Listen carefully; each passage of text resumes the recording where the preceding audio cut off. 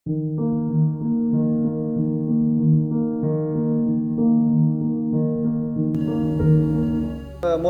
कौसर जहाँ कौसर साहबा की नज़म है, बचपन पेश खिदमत है। नई नई दुनिया लगती थी नए नए से लोग, नई नई दुनिया लगती थी नए नए से लोग, खिलती कलियां सुबह सवेरे कैसे मध्यम मध्यम, हैरत होती फूल पे कैसे जम जाती है शबनम, चिड़ियों की आवाज़ सुनाती घुंघरू जैसी छम छम, बारिश की बूंदें गिरती पेड़ों पे रिमझिम रिमझिम, बरगद की दाढ़ी को पकड़े बच्चे पींग बढ़ाते, कौवे मैना कोयल चिड़ियाँ मिलकर शोर मचाते, माँ के हाथों की एक खुशबू बसती थी रोटी में,